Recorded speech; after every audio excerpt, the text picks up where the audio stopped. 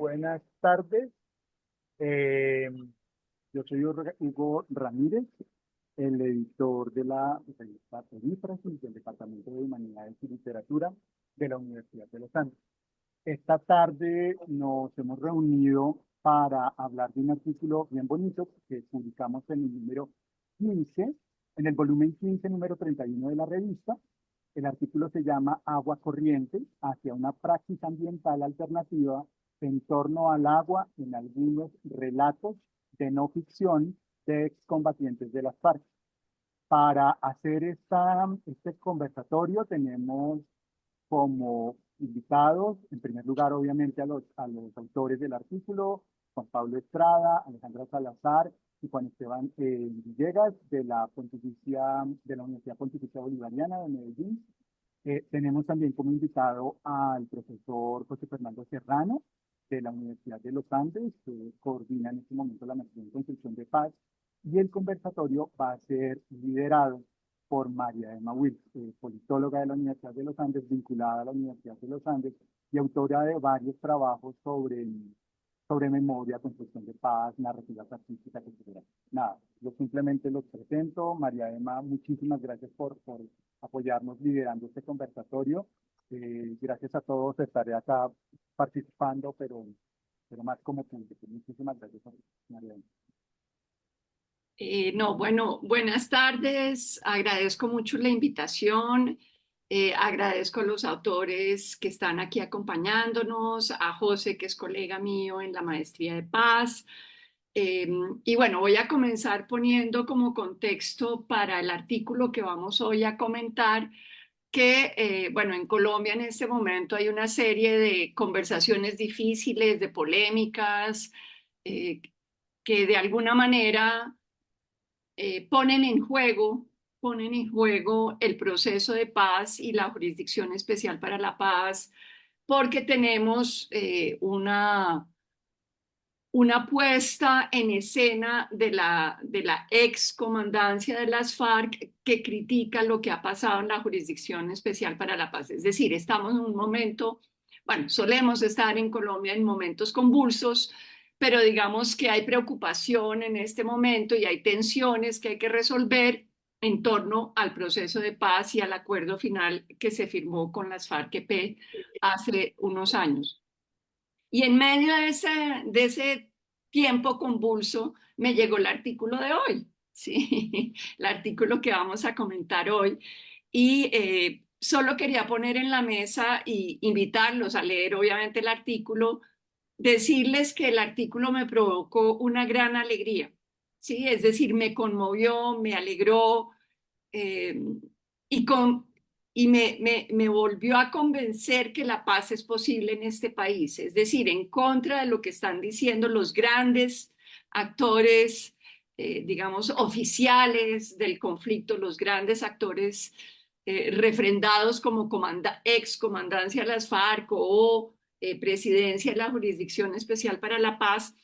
El texto da cuenta de otras voces de excombatientes de las FARC, personas del común de las FARC, que hicieron un proceso muy interesante, y yo creo que José nos puede también comentar de otros procesos que se han hecho en Colombia.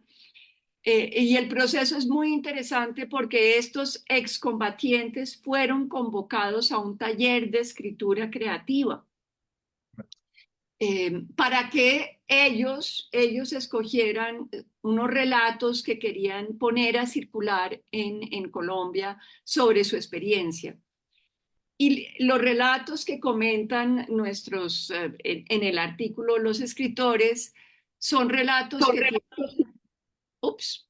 son relatos que tienen que ver con básicamente la experiencia de estos excombatientes de la geografía, el medio ambiente y el agua durante su proceso de hacer parte de una guerrilla. Es decir, son voces, si se quiere, yo las llamaría no domesticadas, porque, digamos, la comandancia de las extintas FARC-EP funge un papel político, donde básicamente hay cálculos estratégicos muy importantes que ellos tienen que hacer, pero estos recuentos literarios, y quizás ahí está también la fuerza de la literatura, tienen que ver con vidas cotidianas, experiencias muy situadas y un afán de estas personas de compartir y comunicar esas experiencias cotidianas que ellos tuvieron en el conflicto armado, ¿sí? Entonces, bueno, primero, invitarlos a leer, es realmente conmovedor. Y segundo, ahora sí arranquemos un poquito y José, yo voy a primero darles la palabra a los escritores del artículo y luego, si quieres tú, elaboras un poquito más sobre arte y memoria y cómo ese tejido de arte y memoria es tan poderoso. Entonces, bueno, aquí tenemos a Juan Esteban, Alejandra y Juan Pablo. Entonces, primera pregunta es, ¿por qué llegaron ustedes a pensar que escribir un artículo en este tono y sobre este tema era tan trascendental para Colombia? ¿Cómo fue la escogencia? Bien, No sé. muy buenas tardes para todos. Muchísimas gracias nuevamente por la invitación. Un saludo especialmente para Alejandra y Juan Pablo, antiguos estudiantes míos aquí en el programa de estudios literarios de la Universidad Pontificia Bolivariana, exintegrantes del semillero de estudios literarios. Y digamos que menciono esto adrede porque lo primero lo que quisiera, digamos, que enfatizar es que esto es un producto de un trabajo, digamos que de formación investigativa en nivel de posgrado, de pregrado, estudiantes de pregrado. Desde hace 2 años, al interior del semillero de estudios literarios, quise poner como tema vertebral para nuestras procesos o pesquisas investigativas la temática de las voces testimoniales en América Latina y el Caribe desde 1970 hasta el 2021-2022. Entonces lo que hicimos a grandes rasgos fue hacer como una especie de recorrido panorámico por México, Centroamérica, concretamente Colombia, Perú, el Cono Sur, digamos que hurgando un poco en aquellas producciones estrictamente textuales que nos pudieran dar una visión muchísimo más amplia sobre cómo estas voces no domesticadas, me gusta mucho esa expresión, María Emma, se habían enfrentado a los diferentes, digamos que, fenómenos de violencia, ya sea en contextos de guerra civil o de dictadura. Finalmente, digamos que lo que hicimos fue tratar de confluir o de poner a dialogar un interés propiamente por lo que hoy denominamos las humanidades ambientales, ¿no? O la ecocrítica dentro del campo de los estudios literarios, con esta temática de las voces testimoniales. Y para fortuna nuestra, pues nos topamos con que efectivamente, como parte de estos talleres de escritura comunitaria que se desarrollaron desde el Caro y Cuervo a cargo del escritor Juan Álvarez, se publicaron tanto en el 2021 como en el 2022 dos antologías o relatos de no ficción, uno titulado Naturaleza Común, que fue el primero, y el segundo, Agua Corriente. Después de haberlos, digamos que examinado, pues nos decantamos por el segundo, Agua Corriente, y notamos que habían unas maneras de tematizar esta cuestión del acceso, la preservación o la conservación de las fuentes hídricas del país, pero que los relatos no se agotaban única y exclusivamente en esta preocupación. Es decir, lo que comenzamos a notar era que efectivamente ese universo hídrico era sintomático, metafóricamente hablando, de otras cuestiones que aludían ya al terreno de la política, de cuestiones de memoria dentro del contexto del posacuerdo. Entonces, no sé si de pronto Alejandra y Juan Pablo quieran explayar un poquito más en torno a lo que acabo de decir. Muy bien. Alejandra, si quieres, sigue tú y luego escuchamos a Juan Pablo. Perfecto, bueno, un saludo para todos los que están escuchándonos y para quienes participan de esta conversación. Yo quisiera agregar a lo que ha dicho Juan Esteban, que para nosotros era muy importante señalar algo que está como presente en la introducción de nuestro texto, y es que después de los acuerdos de paz, surgió como una especie de lucha por la narrativa con respecto a lo que fue la experiencia del conflicto, perdón. Y queríamos señalar con estos análisis de estos tres relatos como una perspectiva que ha estado un poco sepultada, y es esa relación particular que tuvieron los movimientos guerrilleros con la naturaleza, que quizás no ha sido tan enfatizada como en el ámbito nacional, o por lo menos lo que yo recuerdo desde que era pequeña es que siempre se señalaban cuestiones como el hecho de que estos grupos llevaban a cabo prácticas contra la naturaleza, como la minería ilegal, la explotación de oleoductos y demás, y no se señalaba un poco como el carácter que nosotros queremos poner en escena a partir de estos relatos, y es que paradójicamente el conflicto, pese, digamos, a estas dificultades, operó como una especie de realidad paralela como a la imperante en las grandes ciudades en la cual fue posible para estas personas que hacían parte pues de estos movimientos tejer una nueva relación con la naturaleza. Entonces nuestro artículo va un poco en función de señalar esa esa marcada ambivalencia con respecto a la naturaleza y a la relación con el agua que tuvieron los firmantes de la paz, y señalando un poco esas dos vías, pero dándole más lugar a la vía de remarcar el hecho de que estas personas ejercieron mientras militaron una ética ambiental que no es común, digamos, que en nuestra sociedad. Entonces, bueno, digamos que ahí estaba esa importancia que veíamos nosotros. Muchas gracias, Juan Pablo. Ahora Sí, cuéntanos tú. yo quería, bueno, buenas tardes de nuevo. Muchas gracias por invitarnos a esta conversación. No, que yo quería remarcar que también el interés viene de que después de los acuerdos hubo una gran producción una gran apertura a la recepción de las voces testimoniales, no solo en este tipo de talleres literarios, sino en el mismo informe de la Comisión de la Verdad.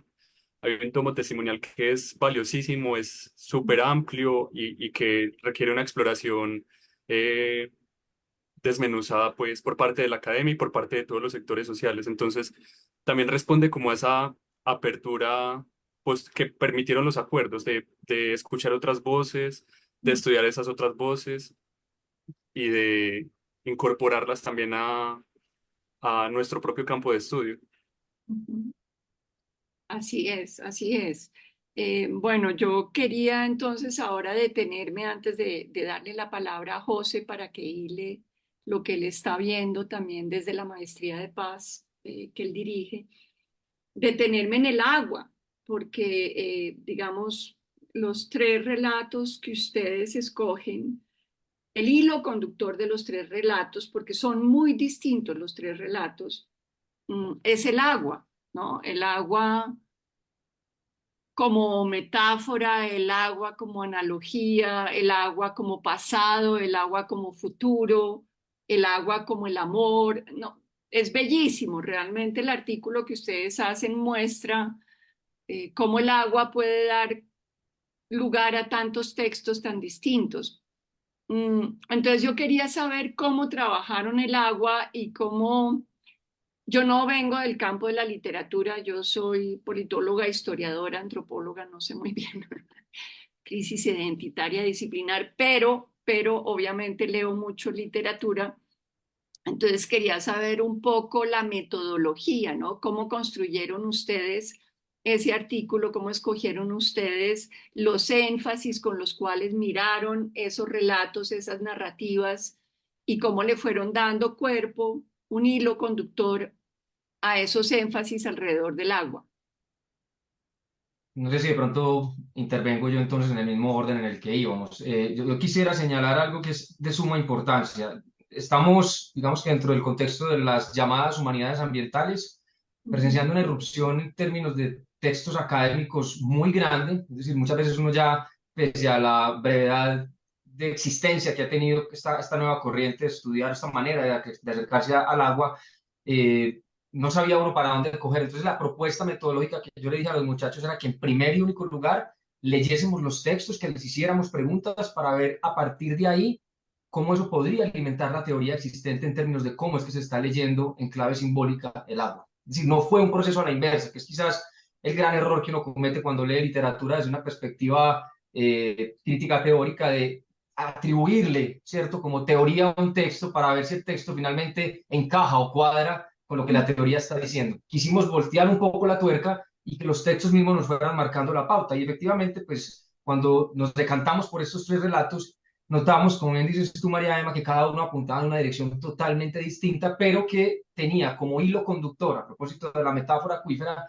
la preocupación por conservar el agua, por reflexionar en torno a la importancia del agua y por la relación que habían tenido, pues en contextos rurales o urbanos, estos excombatientes o firmantes, como deberíamos decirle, con dichas, digamos que, materialidades acuíferas, pero también en términos simbólicos. Entonces, de ahí, digamos que se desprenden esas tres líneas argumentativas a partir de las cuales decidimos estructurar el artículo. Yo, muy brevemente, antes de darle la palabra a Alejandra, comencé a notar, por lo menos en el primer artículo, que es el que a mí me correspondió, que toda esta imaginación bucólica, pastoril, de las églogas en clave ovidiana, virgiliana, del Beatus Ille, o sea, paradójicamente, en medio de la guerra había espacio como para contemplar la naturaleza desde una perspectiva muchísimo más sensible, ¿no? Y de ahí, digamos que surgió entonces esa suerte de ambivalencia, ¿no? Como en medio de esta catástrofe en el mundo del sentido, como le llamaría Gabriel Gatti, a la violencia en el sentido más amplio, pues finalmente había espacios también para que la belleza en términos de la relación hombre-naturaleza o sujeto-naturaleza floreciera concretamente con el agua. No sé si de pronto Alejandra quiera tomar desde ahí, entonces. Sí, bueno, como uniéndome a lo que decía Juan Esteban, en efecto nosotros hicimos como una lectura de los 10 relatos que componen esta antología y por lo menos empezamos a notar como ciertas ideas comunes, a pesar de que algunos de ellos, como ustedes han señalado, son distintos o van en direcciones distintas. Pero el criterio de selección me parece que estuvo en que estos relatos concentraban como de una gran manera esas ideas comunes que la antología parecía señalar.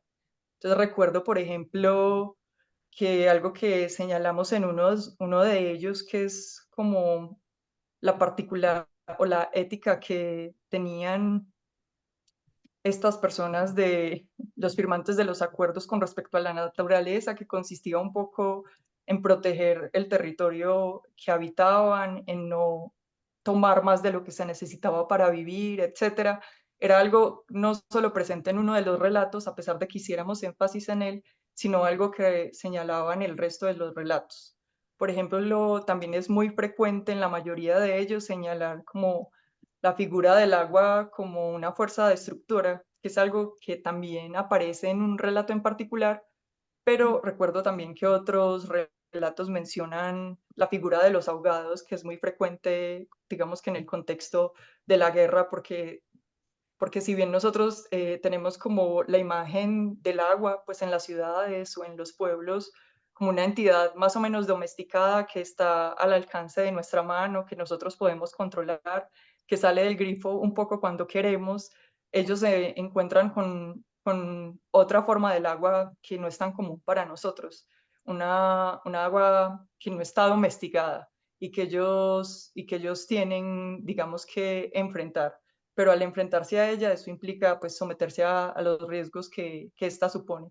Entonces, bueno, empezamos a ver como esos hilos comunes entre los relatos que de todas formas se concentraban en estos tres y que permitían desarrollar perspectivas distintas, pero apuntar como bueno, a una tesis o a una idea principal, y era como esta posición ambivalente, pero a favor de la práctica de una ética ambiental por parte de los firmantes de los acuerdos. Juan Pablo, ¿qué añadirías tú? Sí, yo creo que el tema que une a los tres relatos sobre todo es esta idea de que de las experiencias de los combatientes puede surgir una praxis ambiental alternativa y cómo cada relato muestra una arista distinta de cómo se puede materializar esa praxis. El primer relato, por ejemplo, eh, en este uso de la conservación de la memoria, pero también la conservación del territorio. El segundo relato, como bien lo mencionaba Alejandra, en la consolidación una ética del cuidado ambiental ligada como una no mercantilización del territorio. Y el último relato, aludiendo a una ampliación de lo que consideramos la democracia, incluyendo el agua dentro de ese concepto de democracia. Y es muy interesante, sobre todo ese último relato, eh, que siento que es como un final interesante para el artículo, porque es muy sugerente sobre sobre el impacto que tienen este tipo de relatos y este tipo de experiencias en la realidad política actual. Y porque ese relato en concreto retoma la imagen del río, del río subterráneo, un río subterráneo en particular, que es un río, el río San Francisco, que corre bajo la Avenida Jiménez de Quesada en Bogotá, y utiliza la idea de lo subterráneo y lo une con la idea de la experiencia guerrillera, de la vida guerrillera como el relato no oficial, el relato que corre subterráneo, que de repente llega al espacio público y se reincorpora. Entonces, es muy bonito porque une la imagen de la reincorporación con la imagen de volver a incluir a los ríos que han estado al margen de ese proyecto extractivista, mercantilizador, en las discusiones que tenemos en torno a la paz y a y a la época pues, de los posacuerdos. Entonces, yo diría que, para resumir, que los tres artículos los tres relatos están atravesados por esa praxis ambiental alternativa, cada uno desde una arista distinta, pero los tres presentes. Ujú.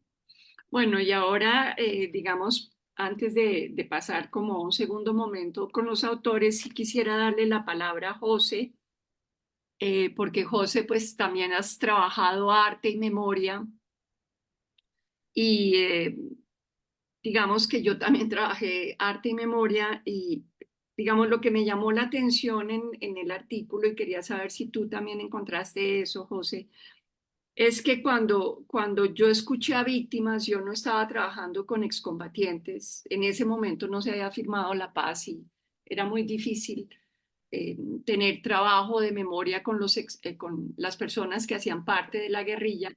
Entonces trabajamos mucho con víctimas y en general la alusión de las víctimas a los ríos era más bien de duelo, ¿no?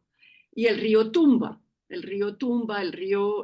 que esconde muertos, el río que borra huellas, el río que va como buscando mm, arrasar existencias, ¿no? No deja rastro de existencias. Y aquí lo que ustedes muestran es la otra cara, ¿no? El agua y el agua como vida, el agua como metáfora y como puente para construir, por ejemplo, relaciones afectivas, el agua como lo que tú decías, Juan Pablo, como una posibilidad de que reincorporemos el agua y los ríos que están tan ocultos en la ciudad de nuevo a un escenario público, en fin. Entonces, José, yo quería saber en los trabajos de memoria que tú has hecho, si el agua aparece como hilo conductor o de duelo o de esperanza o de vida cotidiana, en fin, ¿cómo aparecen esos trabajos que tú has adelantado el agua? O el medio ambiente, puede que no el agua, el medio ambiente, ¿no?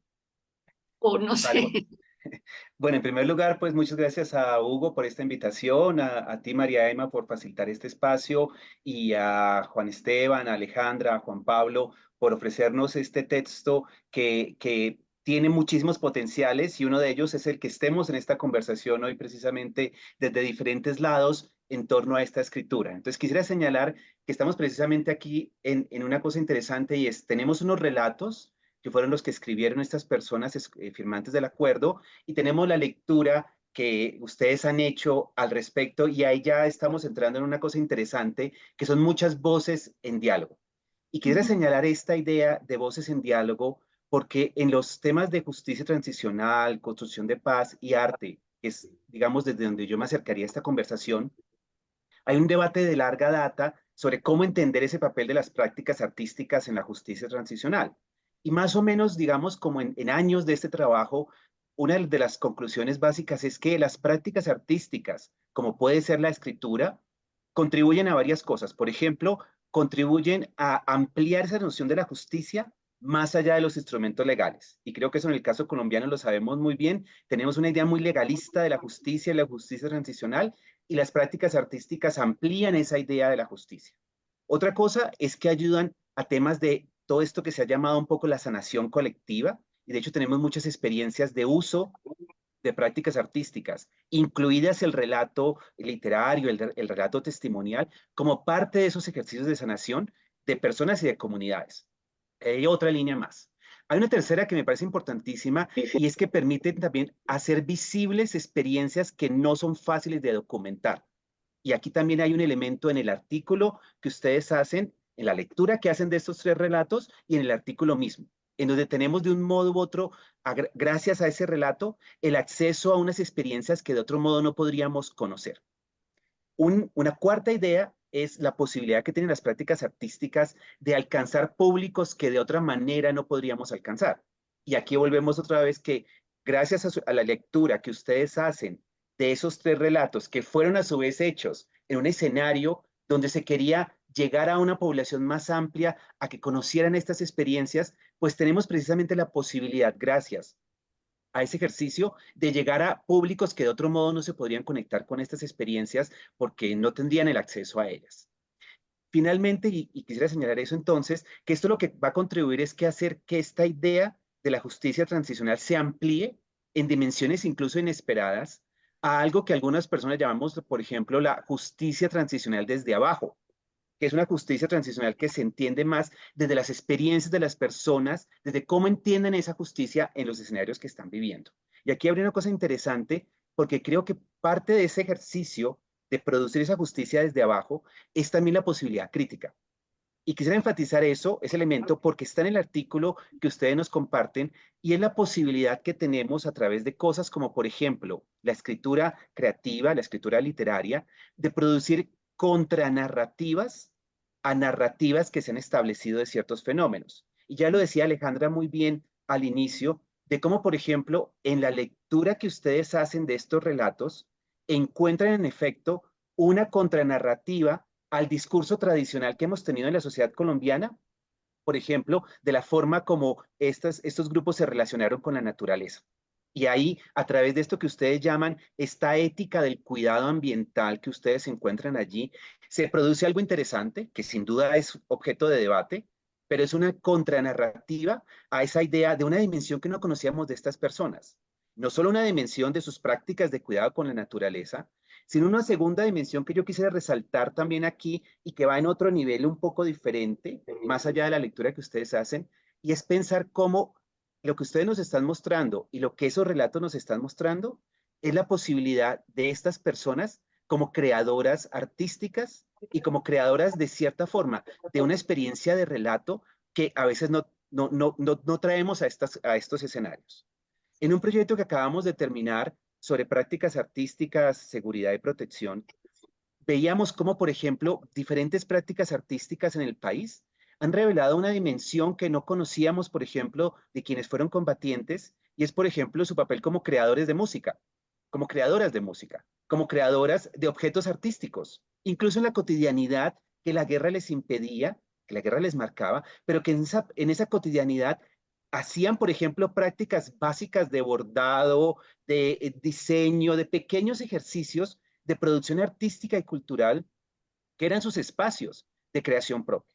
Entonces creo que hay una cosa muy interesante en lo que ustedes nos están mostrando en su lectura de estos relatos y es esta dimensión que está allí de estas personas también como productoras de una experiencia artística y estética.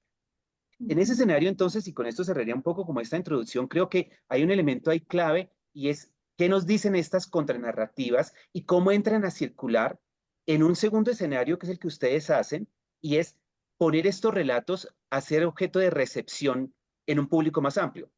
Ustedes 3, como con su experticia en la literatura, están entrando en diálogo con esas voces y haciendo un nuevo nivel de apropiación de ese ejercicio que es clave para un elemento que quisiera resaltar y es la posibilidad de una pedagogía, en este caso de una pedagogía social, de una serie de voces, historias, experiencias que muy pocas personas hemos conocido.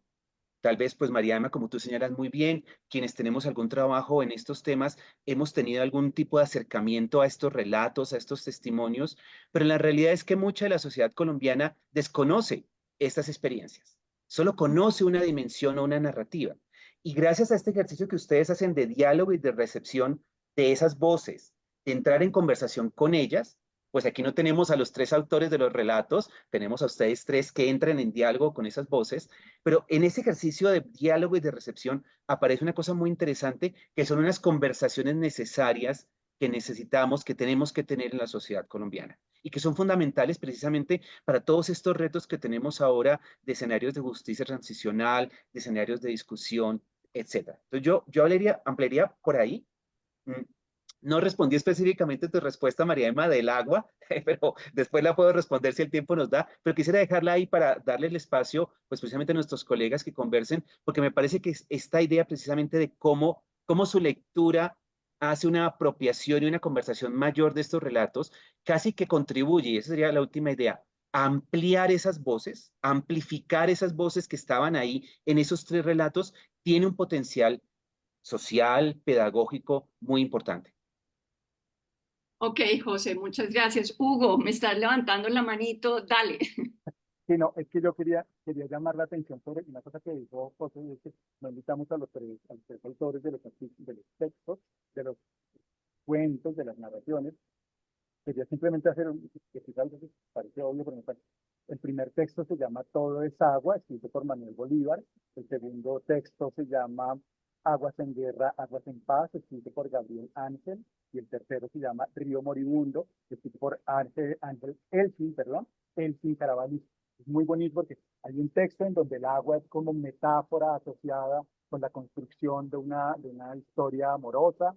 El otro texto es el agua asociada como con una historia vital, el río de mi infancia, en mi pueblo, el río en donde yo combatí, el río en donde ahora estoy viviendo. Y en otro texto, el río es ese río subterráneo que a veces huele mal, que está contaminado, del cual no sé muy bien qué sensación tener, como que esos autores, esas formas narrativas, digamos, de construir, de valorar el agua, nos impactaron mucho. Yo tenía una pregunta que yo creo que María Emma también la debe tener. Me llamó mucho la atención que los tres textos seleccionados son escritos por hombres. Sí, sí. Pero no la hice porque no quería poner en evidencia mi inquietud. Pero es verdad que los tres textos que ustedes escogieron están escritos por hombres. ¿O fue simplemente eso fue lo que llegó? Sí, en realidad no había, y de hecho ahora que lo mencionan, yo creo que al ver la cara de sorpresa de Juan Alejandra y Juan Pablo, pues efectivamente no fue como un filtro a través del cual quisimos determinar o no la escogencia de los textos, porque de manera directa o indirecta, al ser escritos por hombres, pues también digamos que hay, por lo menos en el primero de Manuel Bolívar, de hecho el eje central no es Manuel Bolívar, sino Lady, a quien asesinan en medio del conflicto. Entonces, precisamente esa era la apuesta, de que preservar el agua implica también un trabajo de preservar la memoria que está ligada a esa agua. Y en este caso concreto, pues era una memoria en clave de amor, de amorío, ¿no? Hay algo aquí fundamental con respecto a lo que tanto José como María Emma decían ahorita, y es que yo creo que estos tres relatos y las lecturas que desde la academia se pueden hacer a grandes rasgos contribuyen a crear lo que denomina Williams estructuras de sentimiento de cara a este momento actual en el que nos encontramos como país, ¿cierto? Yo creo que al exponernos a esa otra manera de entender ya por fuera de las tensiones discursivas propias de los acuerdos, la manera en la que estos firmantes se relacionaban entre sí, pero se relacionaban con el medio ambiente, los humaniza, pero tampoco, digamos que los exime de ciertas culpabilidades que en algún momento pudieron haber tenido. Y yo creo que los relatos son muy concretos en eso. Hay una honestidad en términos de desde dónde se habla, cómo se enuncia, que es algo vital. Y eso nos llamó mucho la atención. Es decir, no estamos ante textos panfletarios o ideológicos. Era el sujeto de cara a la escritura para ver hacia dónde lo llevaban, un proceso de autodescubrimiento. Y quizás en medio de eso, siguiendo un poco la metáfora también, pues la corriente los podía llevar a cosas en las que ellos no se sentían tan a gusto con respecto a sí mismos, pero habían otras en que sí. Y ese ir y venir, ¿cierto? Ese oleaje, si se me permite, retórico entre una visión y otra, pues digamos que ayudaba a amplificar un poco más la manera en la que ellos estaban relacionando con la naturaleza y concretamente con el agua. Y creo que eso es vital, ¿cierto? Que ellos mismos se desmarquen de estas visiones, sean politizadas de un lado o del otro. Sí, yo quería un poco seguir por esa línea porque creo que ahí está también la potencia de esos tres textos y es que no caen en el relato heroico. Digamos, sí hay memorias de personas que hicieron parte de las FARC-EP, sí hay memorias. Yo tengo un librito producido en una EPCR, pero son relatos más bien heroicos que buscan justificar a la guerrilla. Estos relatos no justifican a la guerrilla, sino que dan cuenta de una vida cotidiana, de cómo ellos vivieron una vida cotidiana. Y yo quería en ese sentido saber si ustedes conocían un poco la metodología que había usado el Caro y Cuervo y la persona del Caro y Cuervo para hacer estos talleres de escritura, porque obviamente estas escrituras son producto de unos talleres, sí, de unos dispositivos, si queremos llamarlos así, y obviamente la potencia tiene que ver con lo que tú decías, Juan Esteban, de esa frescura, ¿no es cierto? De esa manera de relatar donde no hay digamos, ellos van contando sin autocensurarse ni pensar si lo están haciendo para la comandancia o no. Ellos realmente, bueno, eso fue lo que yo sentí, no sé, ustedes son los críticos literarios, ellos tienen una intimidad consigo mismos, ¿sí? Ellos a través del relato están recuperando una experiencia para ellos mismos para poderse enunciar hoy en día y decir, esto fue lo que yo viví, no para la comandancia ni para justificar esto frente a otros públicos. Y eso es lo que los hace tan conmovedores, y ahí vuelvo a retomar algo que también dijiste que yo pensaba a lo largo del texto que ustedes escribieron, y es que oyendo estos relatos tan genuinos, somos capaces de ver a estas personas tan complejas, ¿no? Tomaron las armas, seguramente tomaron decisiones a veces supremamente equivocadas, pero verlos en esta relación con la naturaleza y con el agua nos permite conectarnos con ellos y ver resonancias, ¿no? Cuando ellos se admiran frente a un río o cuando, bueno, el primer texto que es sobre el amor, ¿no? Es un texto sobre el amor, cuando esta persona describe el amor a través del agua y de cómo la persona de la que él se enamora evoca el agua para él, pues hay resonancias, ¿no? Es muy conmovedor. Entonces, para volver también a lo que decía José, de cómo ustedes amplifican al traer estos textos a la academia y hacer de estos textos objetos de análisis, están amplificando unas obras literarias que necesitamos escuchar un poco más para bajarle al volumen, voy a decirlo acá, para bajarle el volumen un poquito a las narrativas políticas que obviamente están tan polarizadas. Es decir, aquí la narrativa política sigue estando a veces muy polarizada. No sé qué opinen. No sé si de pronto, sí, dale Juan. Bueno, Sí, primero sobre la metodología, mencionar que en los talleres de escritura se hicieron primero como unas especie de como de exploraciones por medio de la lectura. Entonces se leyeron textos canónicos sobre el agua, como de Vandana Shiva, de Ignacio Piedrahíta también.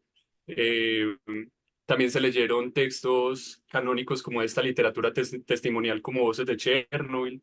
Entonces fue como un acercamiento a los excombatientes, tanto al género que iban a tratar, que era el testimonio o el relato testimonial o no ficcional, ujú, como a la temática que era el agua, porque de todas formas el trabajo editorial está atravesado por esa línea. Los relatos van en la línea del agua, los 10 relatos. ujú. Entonces, esto también como para hacer un énfasis en la importancia del trabajo editorial eh, en la actualidad también, porque sin un trabajo editorial que se encargue precisamente de sacar a la luz las voces que están todavía en lo subterráneo, que han aparecido en el espacio público, pero que no han tenido ese espacio para manifestarse, no sería posible ni siquiera que conozcamos los relatos ni que podamos conversar o discutir sobre los relatos. Entonces el trabajo editorial es central, tanto como el trabajo nuestro, que es el trabajo de recepción. También quería mencionar un poco sobre la importancia de la relación entre la literatura y la política, que a mí me parece central porque a pesar de que los acuerdos de paz necesiten una base jurídica, una base material importante, que los materialice, también la paz se construye a nivel simbólico. Y Claro. la literatura es verdaderamente la que produce, o bueno, la literatura y las artes en general, la que propicia la creación simbólica de la paz, que es tanto de fuerte, poderosa, importante para la consolidación, porque cuando este tipo de voces diversifican ese relato, le dan otras aristas, le dan la complejidad que realmente tiene, es que la posibilidad de materializar la paz se vuelve más certera, digámoslo, o está más cercana a la gente. Si no, no sé si quieran añadir algo al respecto. Quizás para personas que nos escuchan y que no vienen de la disciplina de la crítica literaria y de la literatura, eh, sería importante ponernos de acuerdo, así sea mínimamente y muy rápidamente, en borrador, sobre lo que acabas de decir del componente simbólico de la paz, ¿no? ¿Cómo lo ven ustedes? Si quisieran explicar a estudiantes, a otros estudiantes, cuál es el componente simbólico, cómo lo definirían y por qué la literatura ahí entra, o las artes en general, entran de manera tan importante. No sé, Yo tendría algo dale. por decir. Y bueno, me enfocaría mucho en el último relato que se llama Río Moribundo de Elkin Carabalí, Ujú, porque me parece que ese relato logra mostrar cómo hay un anhelo por parte de los firmantes de los acuerdos de integrarse a la sociedad, pero no por medio de una especie de asimilación.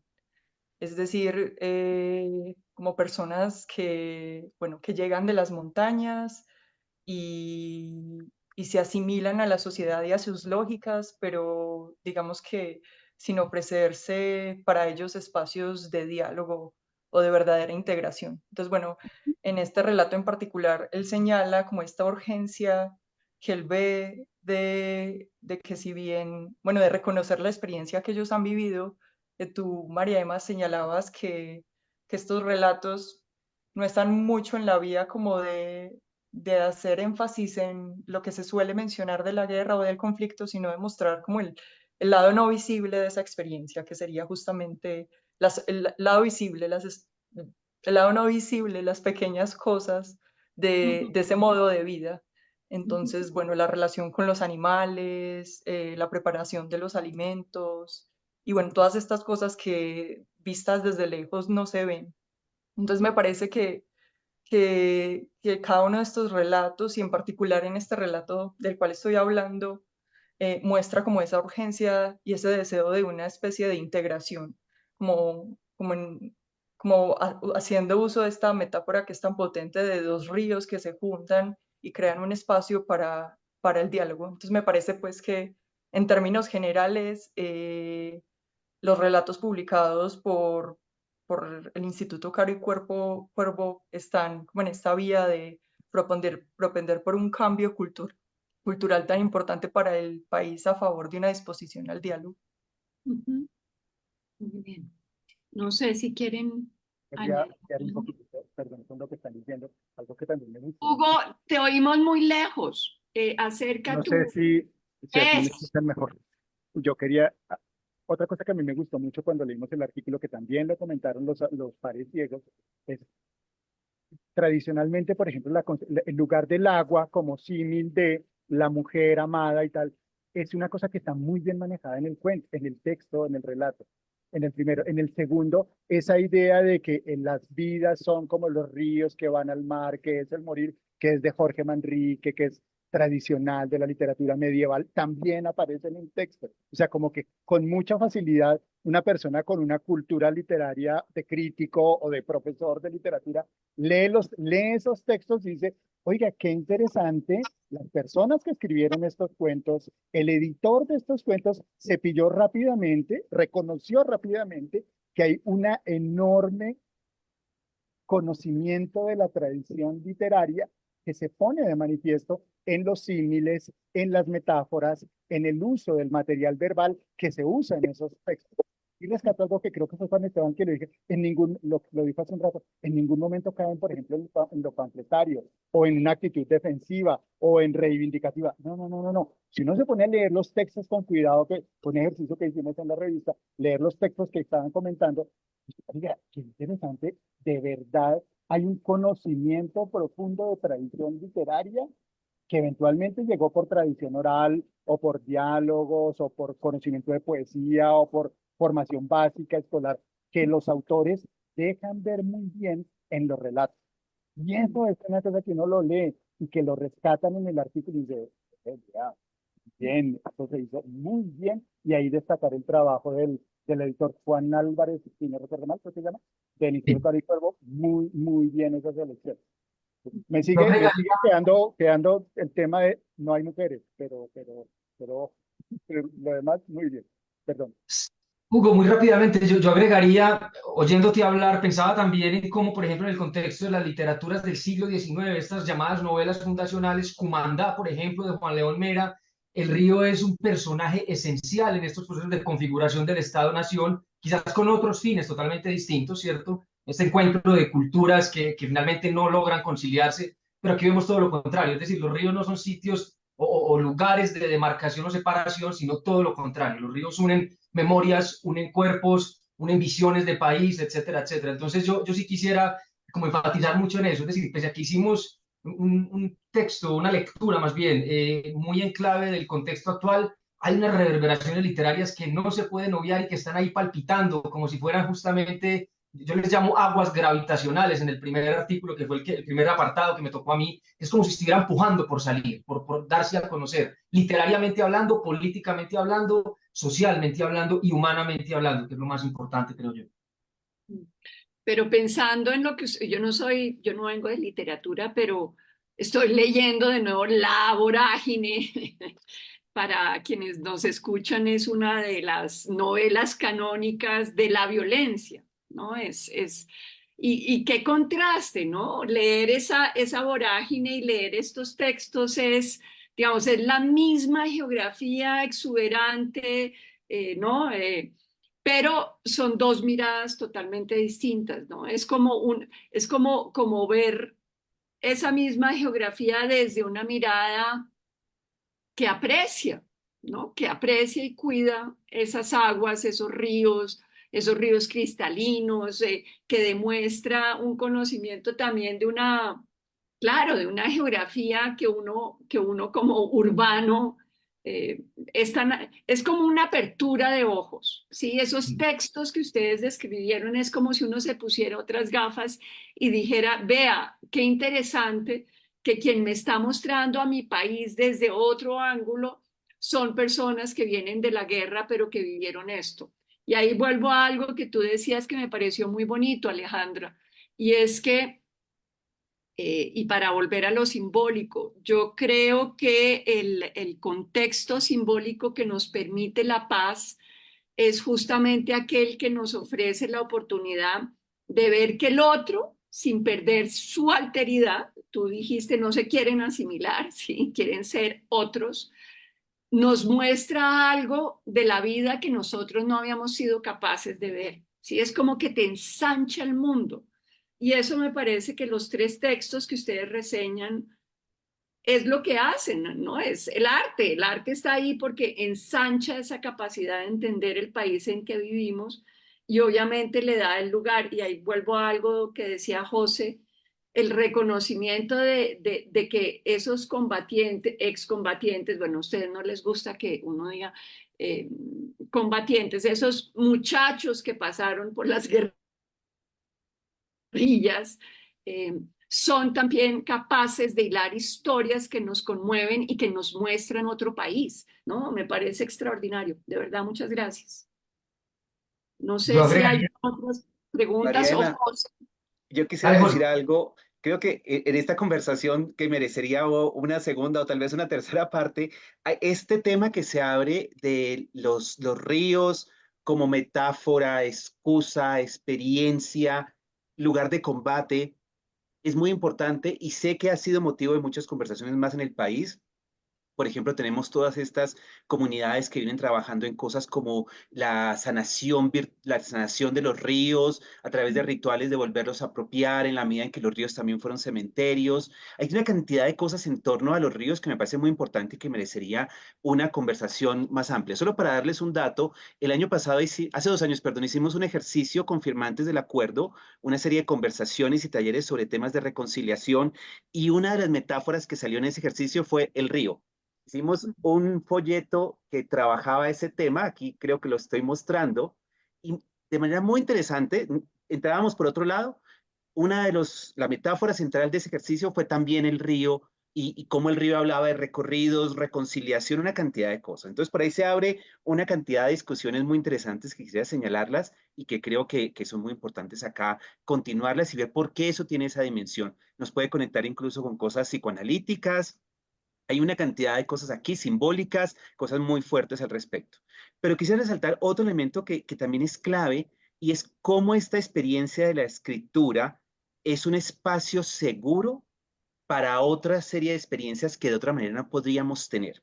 Y creo que para quienes trabajamos temas de paz, reconciliación, este tipo de cosas, esta pregunta por los espacios seguros es muy importante porque es lo que más carecemos y es lo que más necesitamos crear.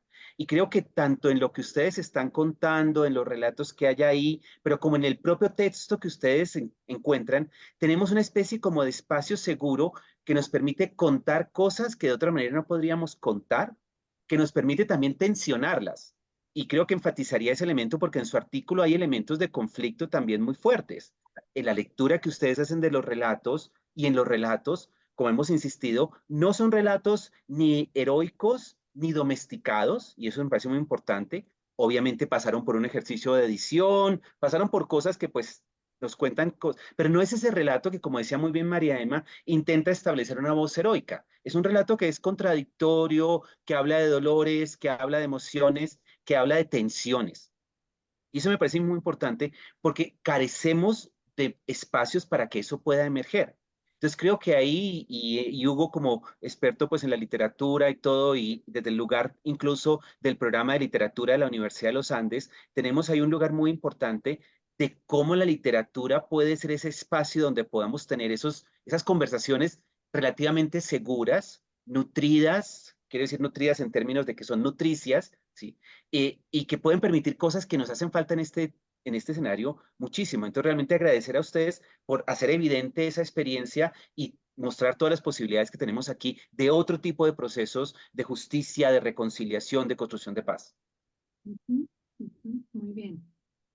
Sí, muchas gracias. No sé, tenemos 6 minuticos, entonces yo le daría la palabra a cada uno, quizás de los autores, para que ponga en evidencia algún argumento, alguna idea, alguna reflexión que quisiera dejar como resonando en los que estamos oyendo este conversatorio. No sé si Juan y Alejandra quieran, Juan Pablo. Sí, bueno, yo puedo comenzar. Yo creo que lo más importante al menos lo que me gustaría como dejar sentado es que acercarnos a estos textos como desde la literatura no les resta el valor político que tienen. Valor político en términos de que nos muestran, como decía al inicio, unas perspectivas distintas sobre los procesos sociales, sobre los acuerdos, sobre la reincorporación que se está viviendo en el país.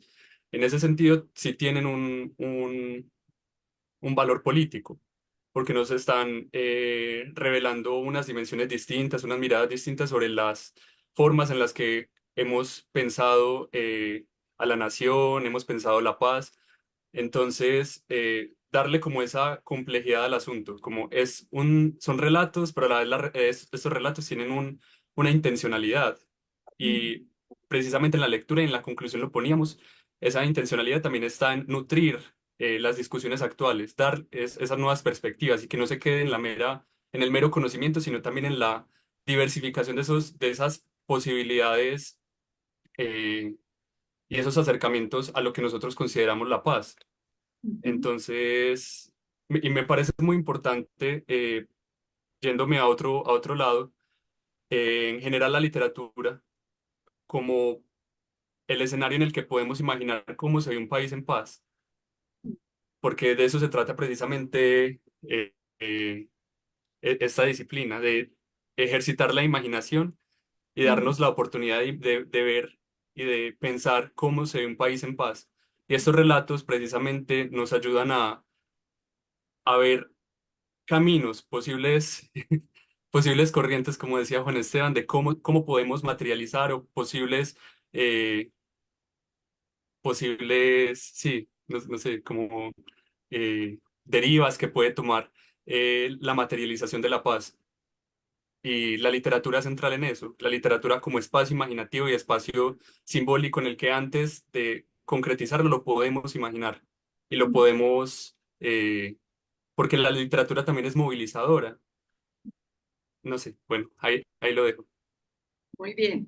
No sé si Alejandra Sí, o Juan Esteban. Dale, bueno, Alejandra.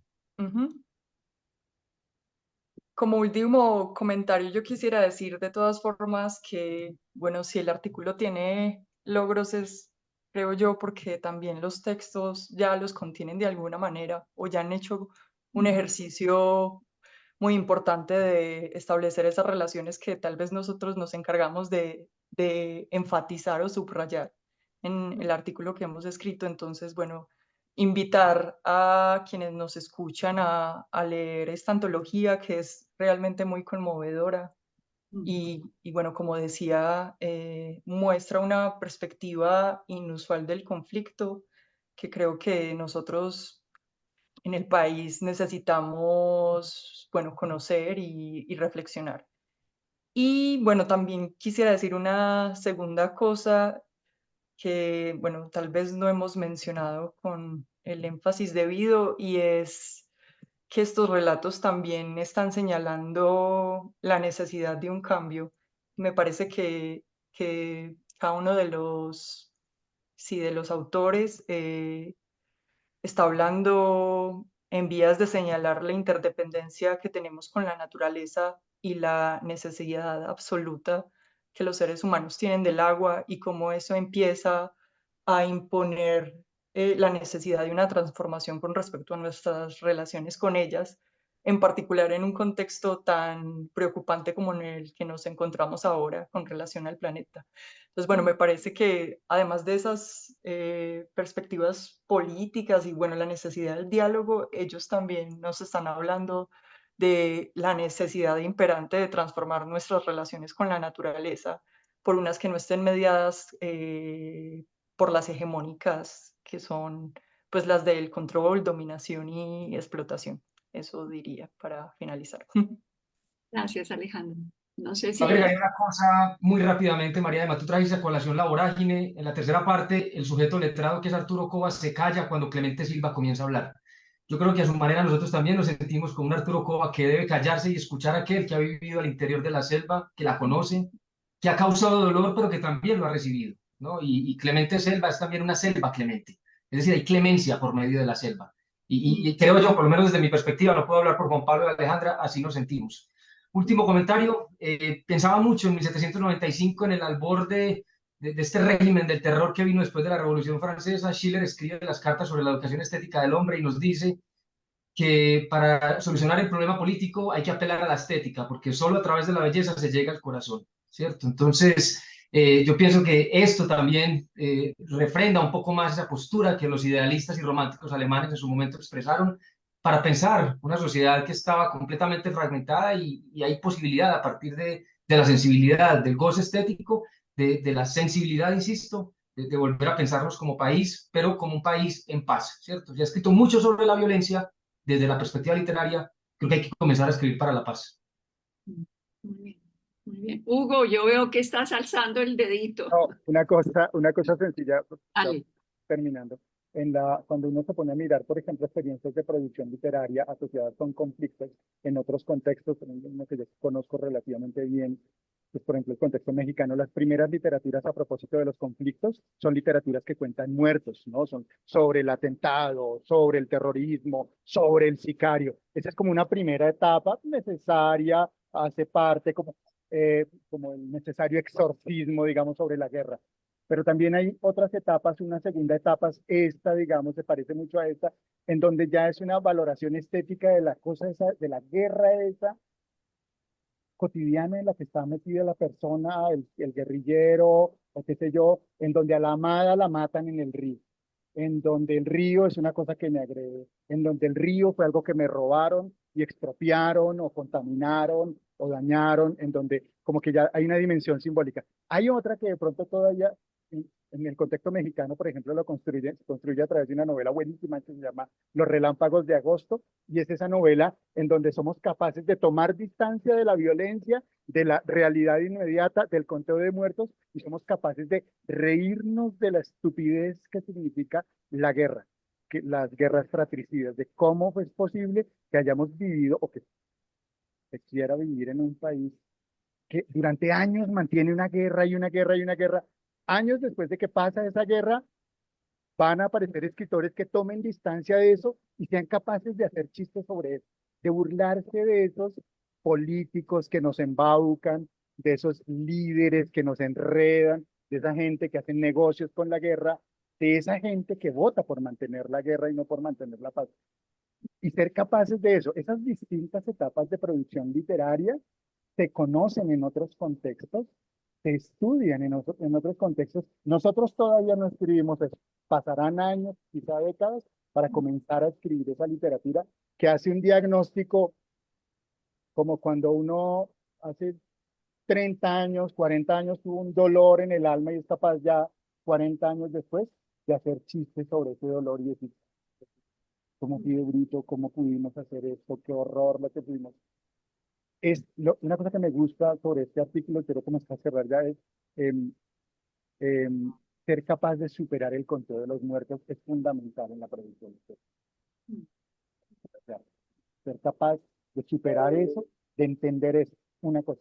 Y otra cosa, llamar la atención sobre algo que ustedes no lo ven, pero yo sí lo veo como editor en la revista por detrás. El artículo ha sido el más leído en la revista en los últimos meses. O sea, hay muchísimas bajadas de PDF, gente que está consultando en todo el mundo el artículo, porque ha llamado mucho la atención, como esa, yo creo que es eso, conflicto, o sea, eso, el ser capaz de escribir en Colombia una literatura que ya no es sobre el carro bomba. Yo, jovencito creado en los 80, sigo escribiendo la misma novela, qué pena, que siguen escribiendo nuestros académicos muy estrellitas, sobre el carro bomba y cuánto me afectó a mí el terrorismo de los 80 y cómo me dolía a mí de adolescente, no sé qué. No, ya esa etapa toca, en literatura se puede comenzar a superar eso y comenzar a mirar esto como una producción estética en donde hay gente involucrada, hay sentimientos involucrados, hay mucho dolor involucrado, y no es solo el mío bogotano, ¿sí? El mío de la ciudad, sino también el de una persona que de pronto yo ni siquiera identificaba, ni siquiera reconozco, y que está ahí haciendo un ejercicio estético por entender desde la estética, por entender desde la producción literaria, una realidad que está ahí y que estamos aprendiendo a entender. Simplemente quería decir eso. José, el lugar de las artes en la construcción de la paz, ¿quieres decir algo? No sé, María Emma. No, yo quería como enfatizar en lo que dijo Juan Pablo sobre la dimensión política de estos textos, eh, pero aclarar algo, es que la dimensión política para mí está justamente en esa vida cotidiana que ellos logran recrear y que de alguna manera conmueve y traza vínculos con personas que no hemos estado en la guerra. Es decir, yo me puedo relacionar imaginariamente con estas personas porque veo esa cotidianidad y esas descripciones tan poéticas de lo que han vivido. Pero eso es totalmente distinto de las memorias oficiales políticas que, lo voy a decir, de alguna manera pues existen, y yo entiendo el combate que se da a ese nivel político y esas memorias oficiales, tanto de la guerrilla como del Estado, como digamos las memorias oficiales pueden venir de distintos lados. Pero yo lo que aprecio en estos textos es justamente esas memorias cotidianas, no domesticadas, que permiten que yo me vincule y sienta que estoy hablando con una persona con la que podría sentarme a tomar un café porque tenemos afinidades sensibles. ¿Sí? No sé. Bueno, yo soy de ciencia política, entonces quería no como explicar dónde está lo político en todo esto.